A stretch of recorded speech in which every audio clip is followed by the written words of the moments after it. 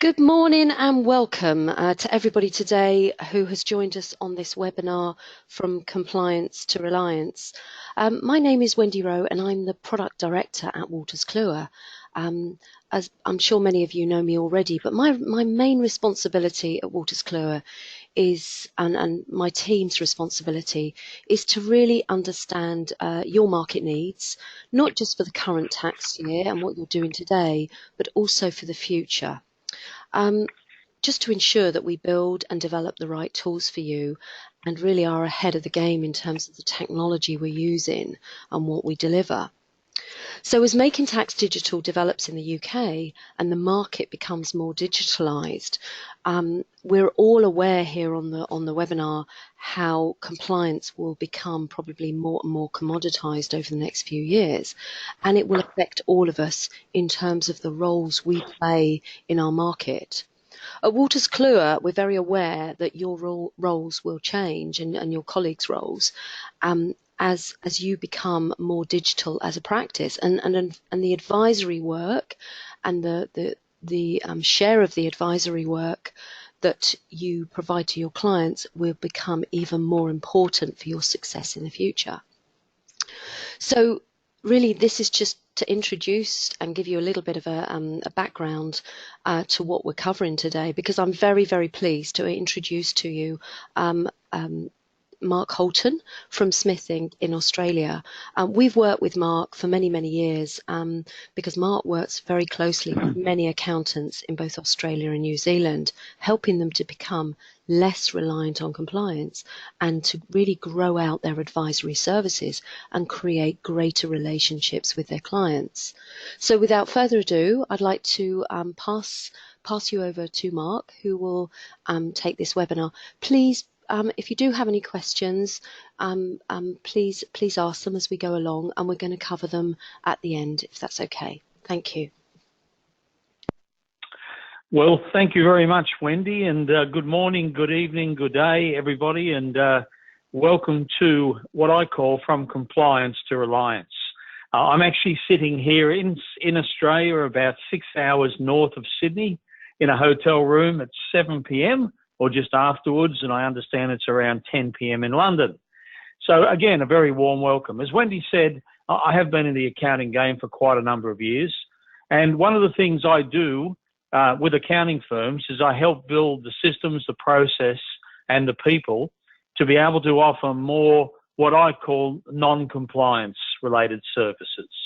The industry obviously calls it business advisory services, which is an all-encompassing name, and I think one of the things we need to do on this webinar today is to define what business advisory is all about.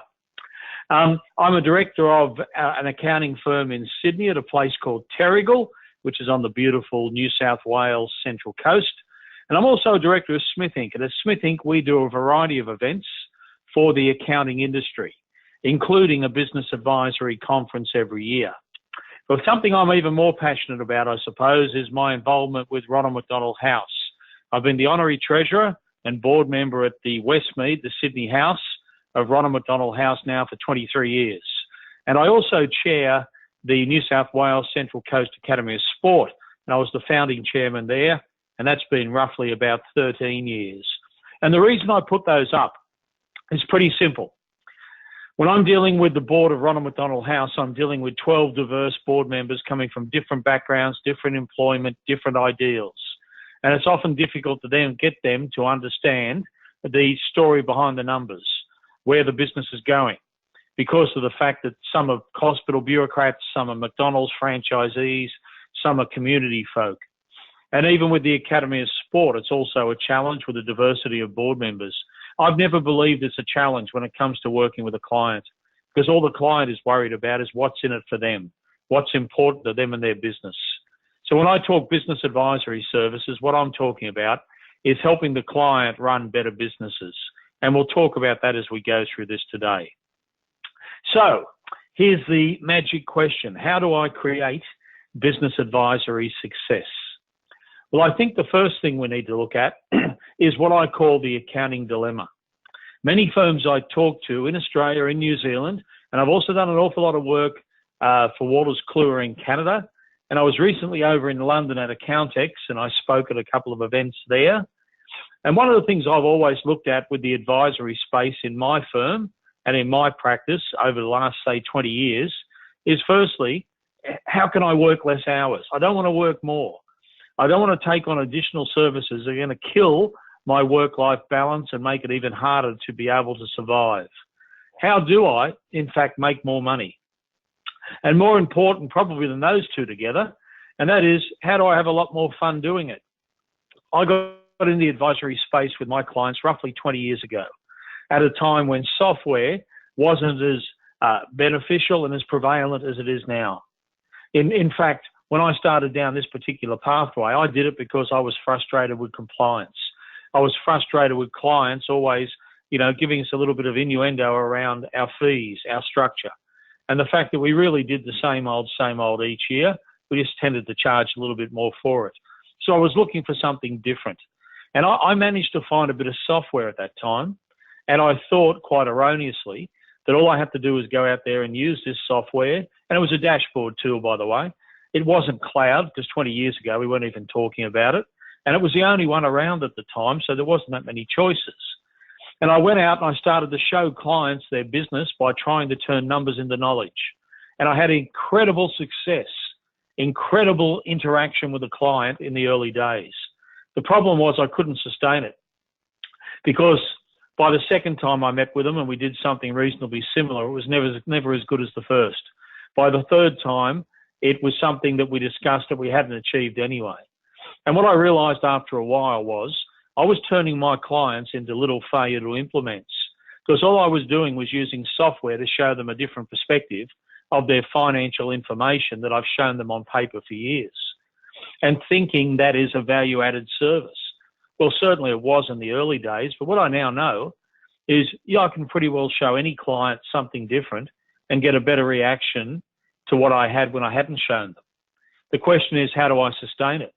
How do I keep them on a quarterly review or a monthly review plan, working forward with them to try to improve and create better businesses? So we have to take stock and go and start to think about really what we were doing. So let's first of all define what we call business advisory services. I was working with a firm in Australia last week. I'm working with one in Australia tomorrow, hence why I'm here.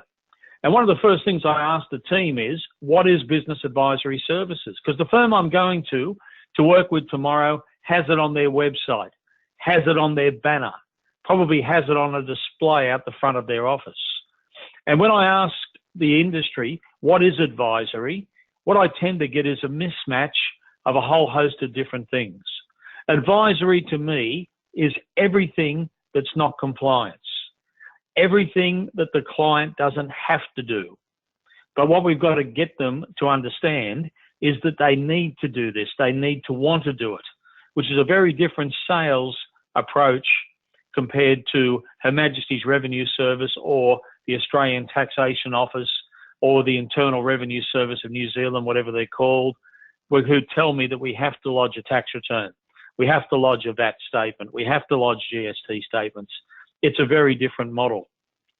So when I think what sort of services do clients, and they're the important ones, they own the checkbook, what will they expect from us in the next 3 years, given that automation is changing the industry? Technology is improving. The cloud has become very, very relevant to all accounting firms around the world. We're looking at government intervention. I know it's happening in Britain with MTD, and I think it will happen out here in Australia in due course. In fact, I think we're watching very closely what you guys are up to. We've only just got to the point of starting what we call single touch payroll, which is, providing information every pay to a government authority. And I know you guys have been down the track with that for a little bit longer than Australia. So it's starting. The intervention of government into a totally digital system that affects us, that affects our SME clients is happening. We have to deal with this. And throw in that machine learning and blockchain and artificial intelligence. There's a million reasons to say that the compliance model, as we know and love it, really can't sustain itself in its current form too much longer into the future. So what can we offer? When I I started down this pathway, we looked at a variety of different things. We went out there and offered financial health checks to clients. We offered business value indications. And I think that's a major opportunity. Clients want to know how much their business is worth today and then aim at something in the future as part of their succession plan, which is another opportunity. Pre-lending assessments, it's always had me beat.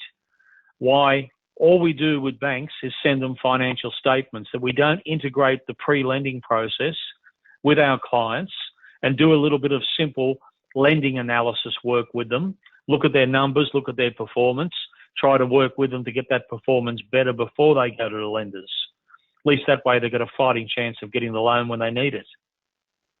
And I'm not sure what's happening in Britain, but in Oz at the moment, it's getting harder and harder to get finance. So this sort of thing is not only desired, it's required. Board of advice meetings. I've been doing this for years with my clients. We meet quarterly. I am the external chairman. We have minutes, we have agendas, we have actions. And what I do is hold clients accountable to plans, which means we've got to develop a plan with them in the first place. Things like review of debtor and creditor balances, managing cash flow, single biggest issue in Australian small business, cash flow. Why is that the case? Debtors not paying when they should. Managing inventory, managing WIP. Any retail client needs assistance, needs support, and needs interpretation often to be able to help them get the stock in, get the stock out, and make sure it's done quickly and efficiently. And then how can we start to measure to KPIs like lending covenants, interest cover, debt to equity, serviceability, liquidity ratios, current ratio, quick ratio, profitability, net profit, gross profit, asset management, return on investment. Yes, every business should be measured on return. We should be setting a return goal and measuring our clients to it and reviewing it as often as we can. And then specific measures for the client's business. If they're a restaurant, revenue per pax, per person who comes in, profit per pax, etc., etc., etc. Revenue per square metre of floor space that's saleable. There's 1,000,001 KPIs, or ratios as I used to call them when I went to school, which can then lead us into a variety of other opportunities.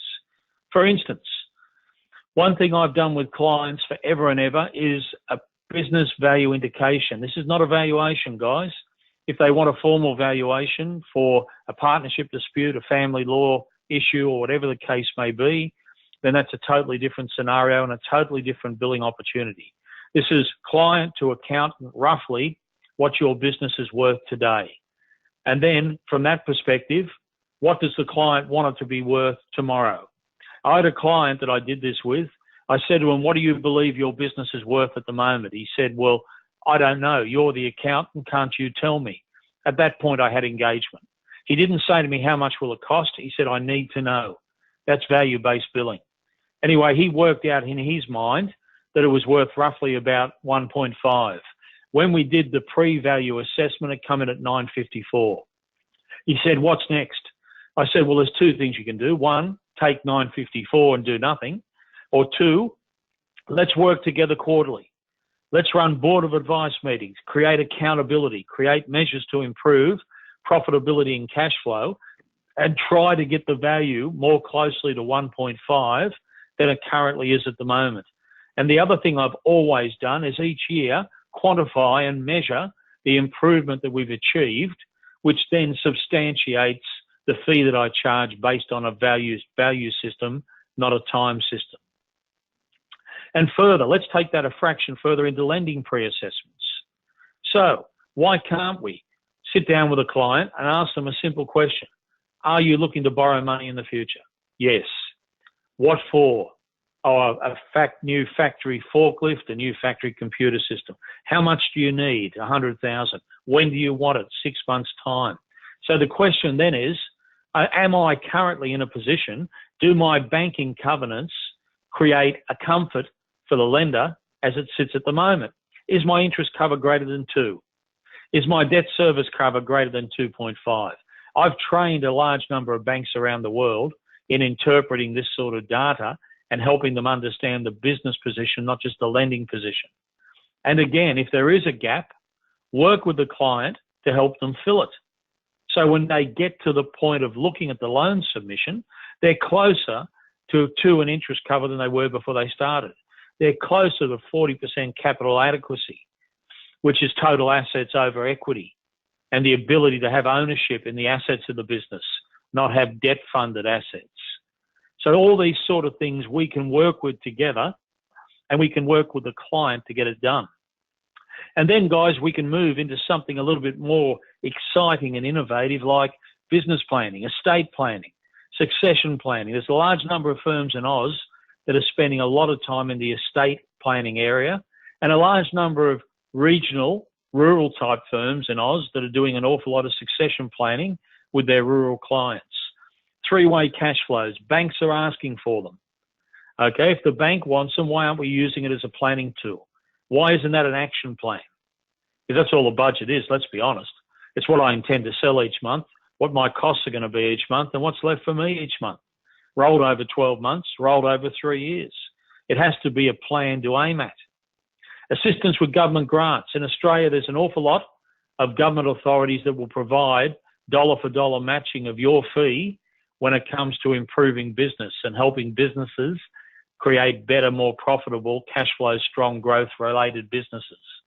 But more importantly, provide regular reporting of actuals versus budgets.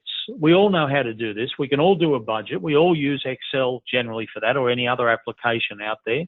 There's a lot of nice applications. There's a great tool called Futurely, which is available in the UK market, also in Australia and New Zealand, that can help with this as well.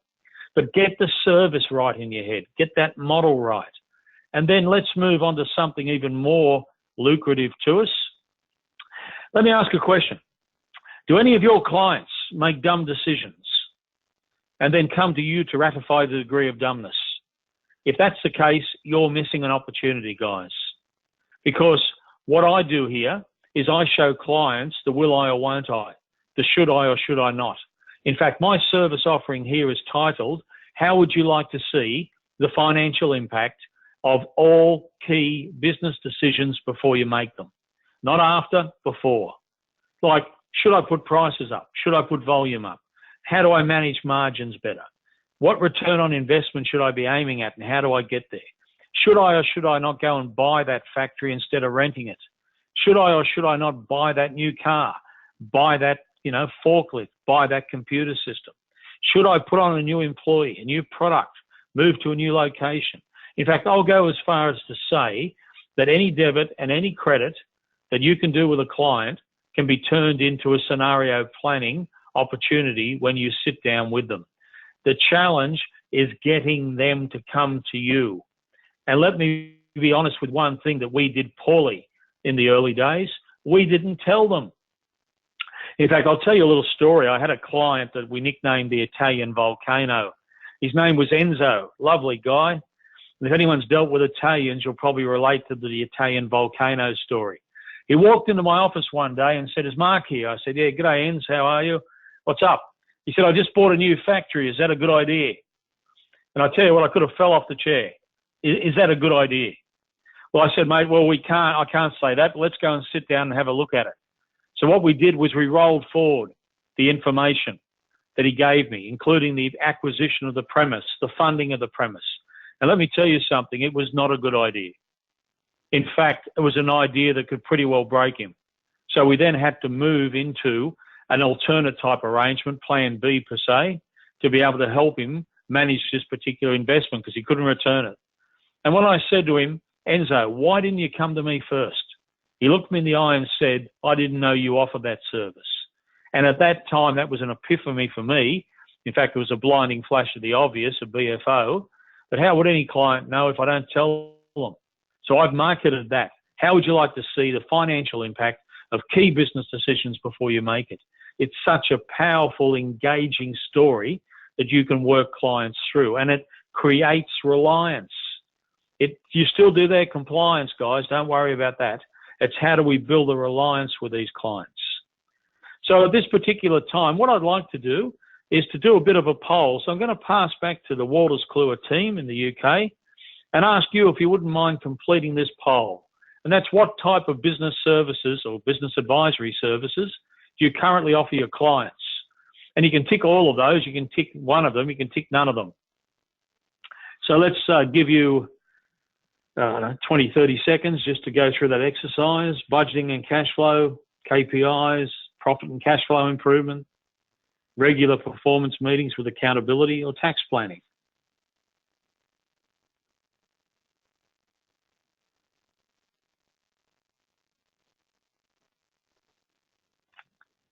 Mark, just to check, can you see the list of the advisory services? Yes, I can see it on my screen. Perfect, thank you. So we're just about up to 30 minutes, guys. Can we have a look at the results?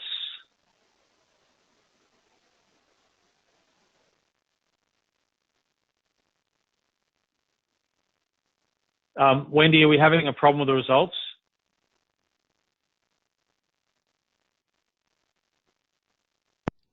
There appears to be a... Can you see, what can you see on screen? My screen's gone back to my presentation. Oh, right. You can't see the... Can you see the poll? You can't see the poll results. I can't. Okay. I can't see the poll results now. Through the poll results. First of all, we've got the highest coming out is actually taxation planning at 87%.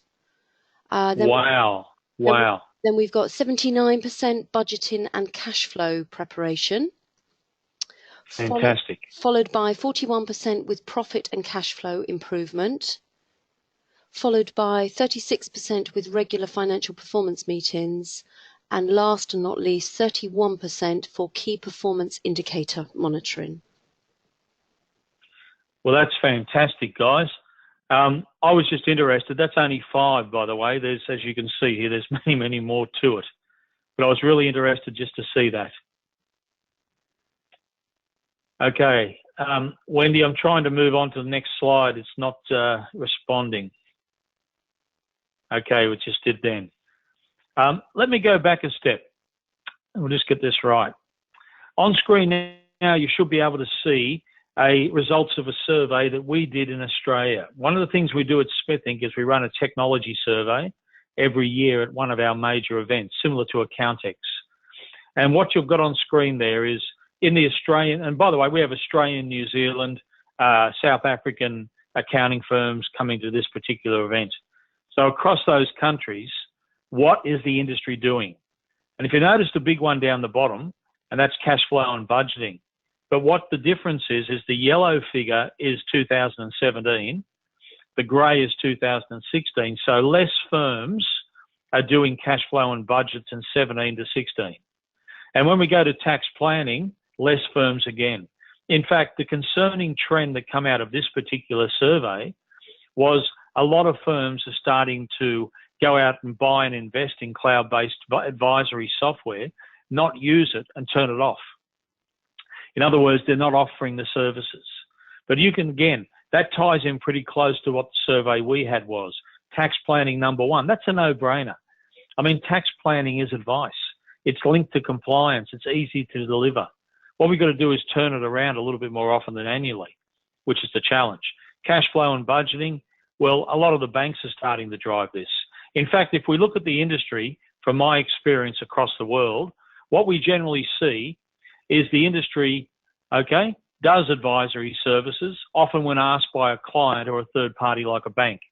So it can't be proactive, it's often quite reactive.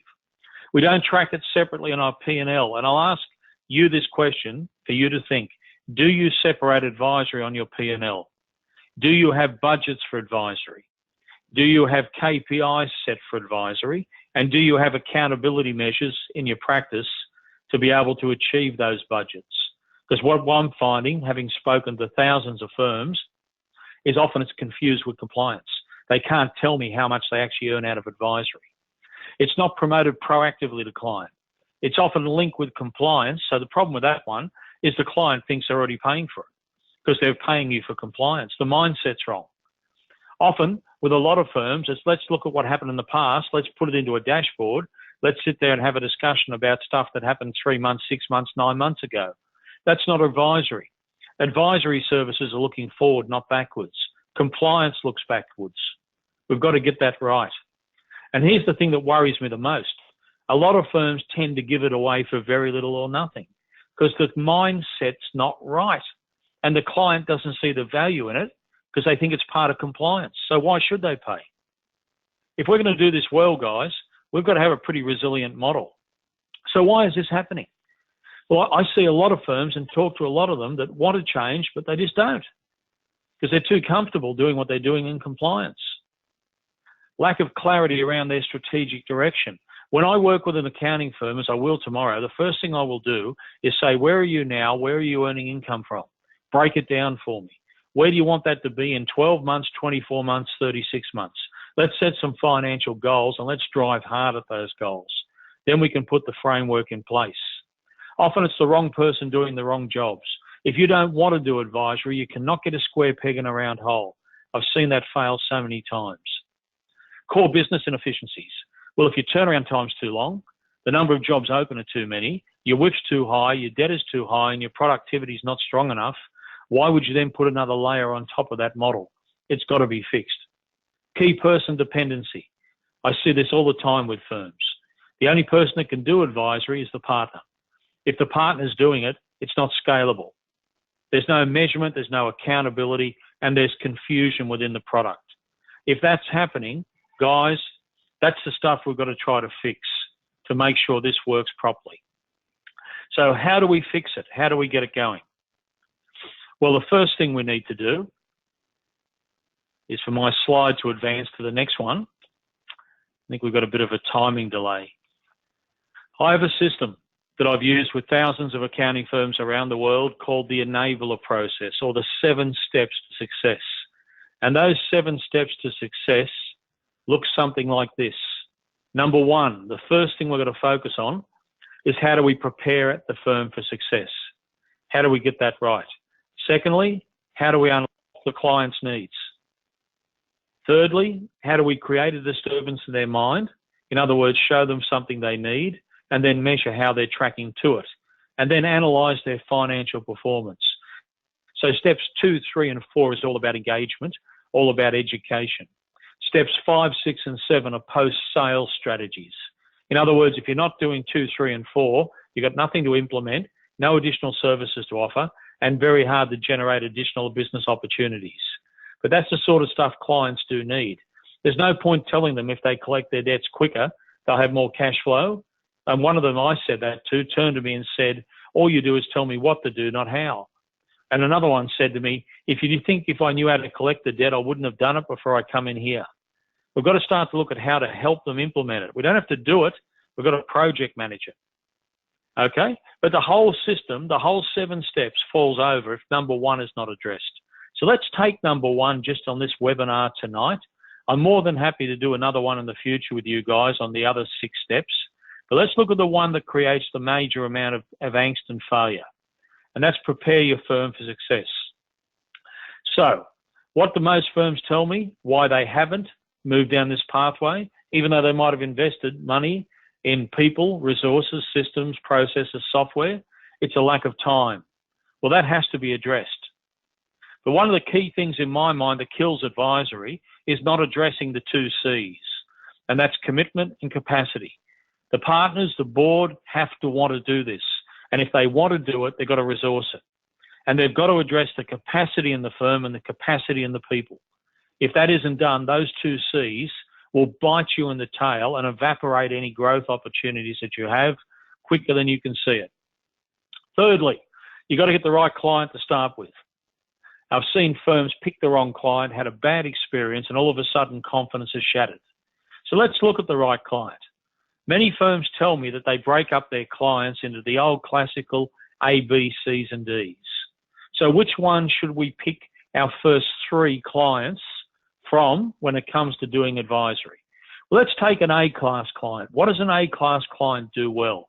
And many firms tell me they want to grow. They're a good payer. They listen. They've got good revenue opportunities. They don't BMW, which is bitch, moan, whinge. That's copyright Mark Holton, but you can use it. They seek advice and they're looking for a partnership. They're the ideal client. And I'll tell you something, they're the hardest ones to do advisory with in the early days because they don't have too many problems. I'd be aiming at this one here, which is the B. who might be missing one A-class behaviour. Maybe they were a great payer. Maybe they paid your bill on time. Maybe over the last 12 months, it's been a little bit slow. And that's only because they're not getting paid. They have debtor issues. They need help. Okay? I'd be looking to pick the first 3 clients to start with out of that classical B category, that they have an issue in their business that creates problems and they're a little bit more desperate. Would I go after the C's? Not likely. They're missing many A-class behaviours. And what about the old D-class? What are they? Total opposite of A's. Okay? Do you have D-class clients? Raise your hands. I can't see them anyway, but that keeps me happy. Most firms say, yes, we do. My next question is, how'd you get them? And I had one guy the other day said, we inherited them. I said, well, give them back. I had another guy say, oh, they're the relatives of my A-class clients. So, well, don't take them on. You know, they're the emotional vampires, guys. They're the ones that will suck your blood all day and never pay for the privilege. They will chew up capacity. They are low yield. And at the end of the day, we should be doing something with them, like packaging them up and selling them, outsourcing, something different. Because if they're eating up your capacity, it will kill the advisory space.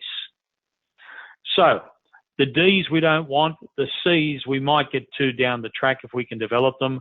The B's are the target audience for us here. I have a very precise profiling structure that I use with accounting firms. And the A's, well, they're the ones you're going to grow your advisory service on. They're just not the ones I'd recommend starting with in the first place. So client selection is critical. Confidence. We need to be confident to deliver the service, but not overly confident, because you'll never be totally confident here. And let me be honest, the client doesn't know anyway. You're taking them on a journey, not the other way. There's got to be a desire to move from the comfort zone. Compliance is comfortable. We've done it for years. It's profitable. It's still there, but it is now looking at having an issue.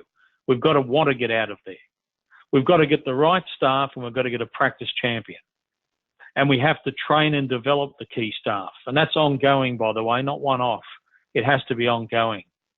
And we also need a proven implementation plan. Without that plan, okay, things will fall over. I am particularly good at holding accounting firms to plans. I'm particularly poor at holding them to thin air. And too many accounting firms look to do this without a structured approach. We need to build that structured approach. So let me show you the 5 steps that I believe an accounting firm needs to address to be able to move down the non-compliance advisory pathway. The first thing we've got to do is investigate where you are, understand the key issues and barriers to growth. We then need to set a strategic direction to get there. We then need to get the right people in the right roles with capacity. That's critical. Fourthly, the infrastructure. What are you going to offer? What product? What technology? How much are you going to price it for? Will you package it? How will you explain it to a client? All critical things to know before you go to market. And lastly, how do we get our clients excited? How do we engage them? How do we get them to the point that they're looking forward to receiving a personalised and customised proposal from us? And then from there, once you've got the proposal signed, what delivery model do I need? So this is a very structured process from step 1 to 5. So let's take those very quickly, yet individually. The issues in my mind that we need to address is structure. What structure is the best structure to work my advisory services in my firm? Infrastructure, what am I selling? How am I going to sell it? How much is the price? What people am I going to put into it? You know what that's about. It's a business plan. The engagement model and the offer that you're going to go to market with, and then how do I deliver that service? So, my mind, we are the most trusted advisor. Surveys have shown that over 80% of clients will come to us first when they have a problem. As one survey showed in Australia, about 10% of them go to their mate down the pub, which is an issue, but they're obviously doing pretty good in the accounting game too. My model's pretty simple. I use the family and business office model. So whenever a client or a prospect has an issue, they come to me. I'm the most trusted advisor. I run a family and business office. And what I do is that I project manage their needs. Some of those needs we deliver internally, like tax and compliance, consulting. In Australia, self-managed superannuation funds are big, financial planning as well. Many firms are doing it or have relationships there. Succession estate planning, human resource management, IT services. The service is endless. What I will make a decision with is whether we do it internally or whether I bring in an external advisor. But my role is to project manage it. The worst scenario in my mind is client needs, let's say, an estate plan. They need a will. They need a power of attorney drawn up. I refer them to a solicitor, a lawyer. They say, we'll have it to you in 2 weeks. 4 weeks later, the client's still waiting. Who do they blame? They blame the solicitor or the person that put them there. I've got to be on top of this. I need to have the systems and processes in place so that I can manage every outcome, action, project, and opportunity. So I need to start to think about my CRM, my client relationship management system, and how it is the integral part of my advisory service. Secondly, strategy. Well, the first thing we're going to do is plan it. We need to sit down and nut out a business advisory implementation plan. We then need to put the systems in place, set the accountabilities and actions and measurement and succession points, and then you can plan till you're blue in the face, but somewhere you've got to execute it. You've got to take the risk, you've got to start. And we've got to work through that system. When it comes to people, this is critical. You don't create capacity, you can't grow. You've got to create it in your business, you've got to create it in your people, and you've got to get the right people on board. A good business advisory consultant has skills in engagement. They're a storyteller. They want to take the client on a journey. They get a buzz out of it. You know, if they're not that sort of person, let them be with what they do well in your firm, and that it probably is the compliance side of things. But getting the right people on the bus and then making sure the bus is pointed in a direction and making sure they're on it or they're off it is a critical part of engagement with advisory. Number 4, infrastructure. So what we're going to do is establish where the gaps are in the client's business and in our business. We're going to ask, what can I deliver now? We've then got to fill those gaps. So if I can deliver budgeting, cash flow, tax planning, and I want to deliver estate planning, succession planning, quarterly meetings, et cetera, what gaps do I need to fill? What resources do I need to develop? What am I going to price it at? How am I going to package it with a client? How will I systemize it? How will I price it? And then how will I test it to make sure it's right before I launch it on the unsuspecting client? I went hard and heavy early in the days, guys, by just going out, picking a client and doing this. And the funny thing was it went pretty well because the client didn't know what I was doing. To a large extent, neither did I. But as I become better at it, I did it better. And I got greater engagement. But what I didn't have was a plan. When we ruled a line in the sand and said, what's our plan? What's our accountability measures? What's our KPIs? What's our budgets? That's when we finally got great involvement. And that's where we finally started to deliver a client engagement and delivery model that every client went through. I got no doubt in compliance, when a client comes into you, a new one, they go through an onboarding process. They go through an engagement process. It has to happen here. In fact, you've got to build a model in advisory that's pretty darn similar to what you do in compliance. It has to have step-by-step process. It has to have checklists. It has to have quality assurance. It has to have training, and it's got to have the right people. And then from there, we can set the process and then look to put some technology behind it. Not get the technology, then worry about the process. That's the horse well and truly in front of the cart model. We've got to get the process right, the structure right, the systems right, the people right, and then build a technology platform to be able to make it as efficient as humanly possible, just like we do in compliance.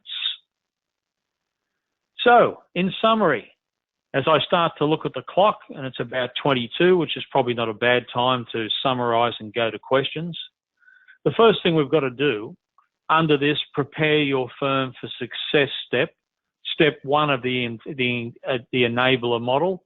Remember, there is another 6 steps that we need to go through. Some of those are covered in this summary, but others will just evolve into as we start to get going here. Understand the key issues and barriers to growth and do something about them. Now, there's no point just looking at them. If capacity is an issue, how do we fix it? Do we need to get new staff? Do we need to unlock the capacity of existing staff that can do this? Do we need to outsource? Do we need better systems, processes? Do we need better compliance models? Whatever it takes, guys, that's what I do with firms, whatever it takes. Secondly, set the strategy. Where are you today? Where do you want to be in 12 months, 24, 36 months? Set the goals, financial, people goals, delivery goals, and monitor yourself to it and hold yourself accountable to it.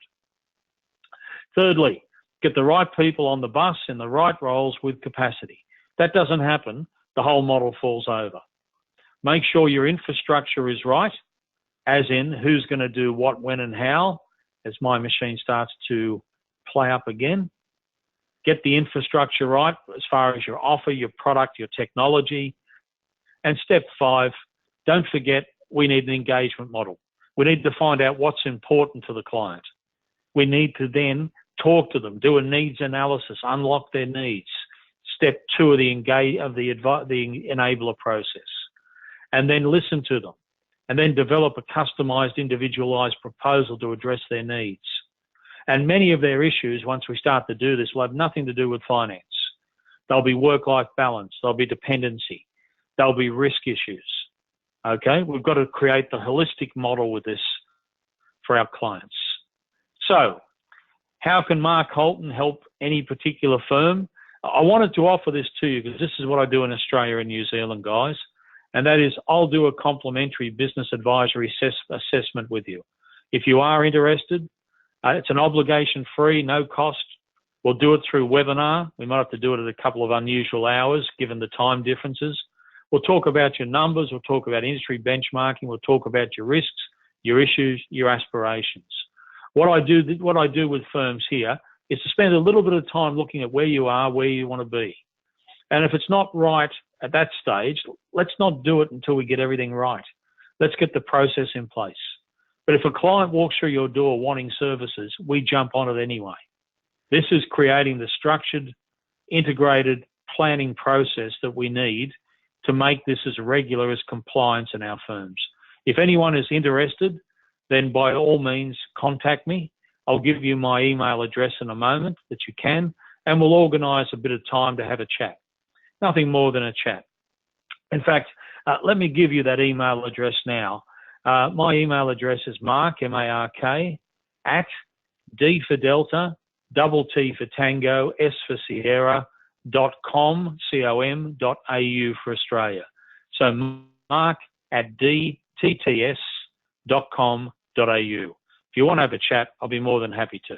As I said, it might be a little bit of an unusual hour for either of us.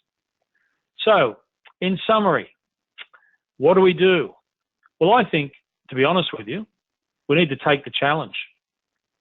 We need to start to look at how do we grow the size of your practice without increasing the percentage of your compliance work in an environment where compliance could very well be threatened in the future through government intervention, MTD, that's right, making tax digital, or anything else that comes and hits us. And thirdly, and more importantly, how do I have a lot of fun doing it? Advisory stuff's fun. Engaging with the client's fun. Helping them deliver goals, aspirations, and everything else is fun. So I do challenge you to move down this pathway. I also believe moving down this pathway will help you future-proof your firm against any future technology, automation, government intervention, machine learning, or anything else that could very well threaten the base ability of our accounting firms around the world to deliver what we've currently done in the past. That's the ultimate challenge. And at that point in time, Wendy, at about 6:45, that should give 7:45 here, 10:45 there. I'd like to open up to any questions that anyone might have on what we've covered so far. Okay, thanks, Mark. That was absolutely excellent. Really started for us to start to look at advisory, and I know everybody on the webinar will already be offering these advisory services. So it's really hopefully you've taken something away from this webinar, drawing on the experience from Mark. So and also do please take Mark up on that complimentary business advisory assessment, because I'm part of learning with this as well, really to understand what you're looking for with tools and development and software. So quite a nice first question that connects with that very well is we've got a question around what tools, Mark, are firms using for the advisory process, or are they creating their own?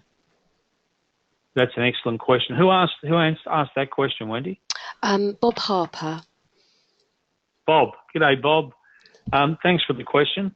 The answer to that is, when I started down this pathway, I think more and more firms created their own and used Excel.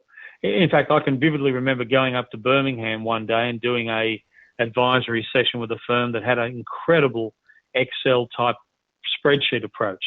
When it comes these days, most firms are starting to look for integrated solutions.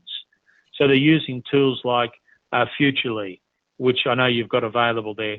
There's a tool that I've used extensively called Cash Flow Story. And Cash Flow Story is a nice little easy introductory tool. There's a lot of tools out there around integrated three-way budgets and cash flows that obviously link into your clients' accounting systems to be able to do that as well. There's a lot of tools out there around estate planning, succession planning. Bob, I think the one thing that we don't have is a shortage of software at the moment. 20 years ago when I started, there was only one out there, to be honest, apart from Excel. But there's a variety of different ones. My attitude towards software is get the right software at the right time in the model. You know, the one thing I've tried to get across tonight is we need to build the process. We need to build the systems and we need to build the people. And there'll be different software needs through that process. But then when you finally get to the point where you need to renovate your firm and make change and then accelerate this, your software needs then could differ quite dramatically. My model is also pretty simple. I'm looking at, you know, the minimum amount of spend for the maximum gain as well, yet still getting the tools and the resources that allow me to systemize this and process drive it as best as we possibly can. So right tool at the right time is the message, I suppose. And Wendy. just to add on to what Mark's mentioned there, from a Waters Clear perspective, my team are looking at really more at an advisory tool set than just one product. So we're looking at what products there are in the market today in the UK, because we're awash with reporting and financial reporting products like Spotlight, Futurely, sort of financial forecasting products. There's many of those. Looking at the differences between all of those and how they can link into the whole advisory piece. I'm also looking at areas like know your client and things like wealth management and looking and Mark happens with that in terms of what other tools there are really around the world globally that we could leverage as part of the Waters Clear advisory tool set going forward. So this is a big start for us really. So thank you very much for that question. And we've got one from Ian Kelly here. How do you deal with advisor apathy and client apathy? We set out to do this work only to come up against apathy, and we don't, if we don't deliver and clients don't ask. Yeah, that's an excellent question, Ian, and thank you very much for it. I think this is a big deal, and in some respects, many firms have said to me it's a lot easier to do advisory with a new client than it is with an existing one, because the new clients, you know, they don't know what they don't know. The only problem with that model is we have a stack of existing clients. So I'm very different in my approach to a new client to an existing one. The apathy I had a massive problem with in the early days, in that I was telling clients we're going to meet quarterly, and then through the lack of system and process, we were missing the quarterly meetings. That's the quickest way to lose an engagement. What we didn't have was a system and process to track and trace every opportunity, every action, every project, etc., etc. The other thing that I think is really easy and can create this is showing them too much too quick. And one of the things with software, and some of the brilliant software out there, is it's not software that we're using for our benefit, it's software we're using for the client's benefit. So educating them in small chunks or small steps, I think, is a really important thing. And at the end of the day, another mistake I made in the early days was I was showing them far too much too quick, you know, and it was like I was doing a software demonstration. It's ridiculous.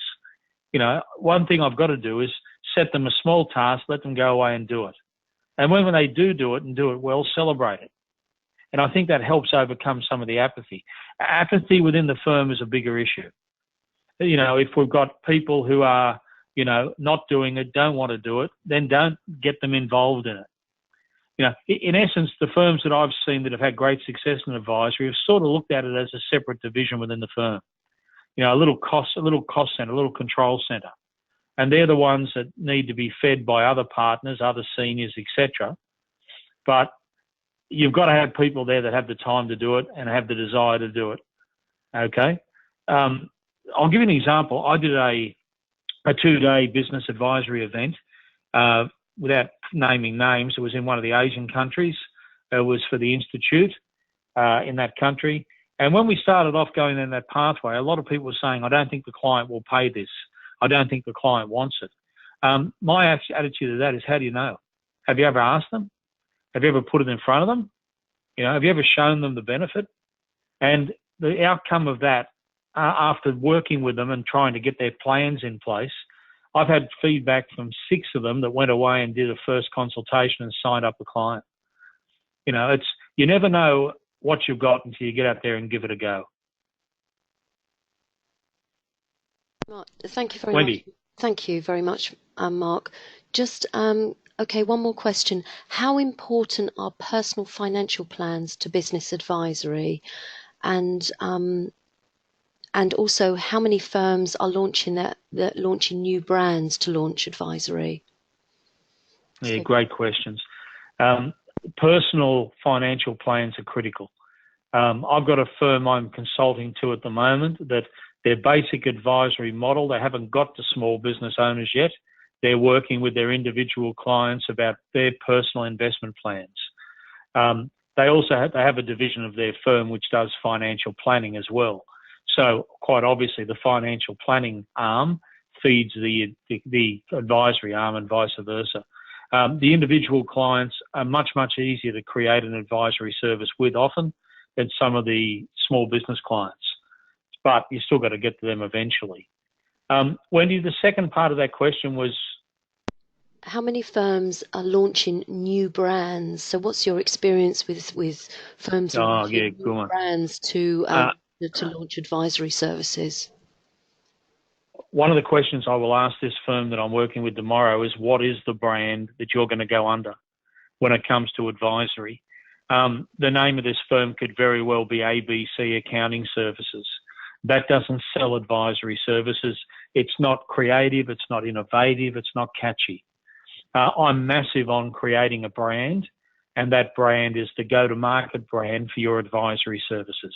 It might be ABC Accounting, but it could be ABC Accounting's, Wealth Optimizer service or Financial Health Check service.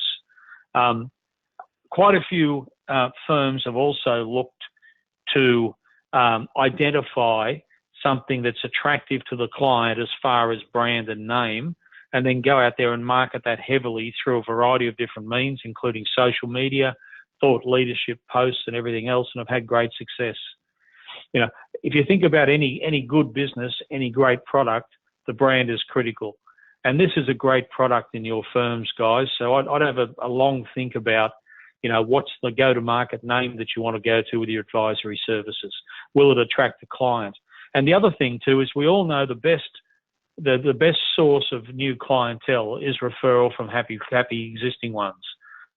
So when they go and talk to their friends, their family, when they go down the pub or to a footy game, whatever the case may be, or a dinner party, and they talk about this brilliant service your firms offer, what do they call it?